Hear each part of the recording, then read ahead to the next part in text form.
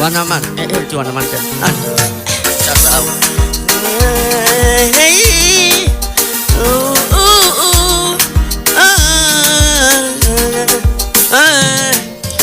Sikatai yule mwenye shawivu ndiyo mwenye mapenzi ya kweli kwa mwenza, lakini pia uvumilivu na vitendo vya kara vilimuumiza mwenzio. Mimi ni mtulivu na kuiba mali ya mtu sijafunzwa.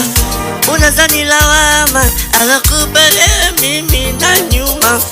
Fikira zako ziko vibaya kwa kuzania kama yule demu nilimpenda. Ni kweli nilimpenda, ila ni kama rafiki wa mtima. Haya ulofanya leo, ikifika kesho utajibu nini kiyama? Kwa yale yote matendo ni kama kioo aliyokupa niliyaona. Pesa tena kusaliti kutoka kwako kumwachaji uwe. Kwa nini unatema mjibiki kwa kalanga za kuonjeshwa? Ujue mwanamke akipenda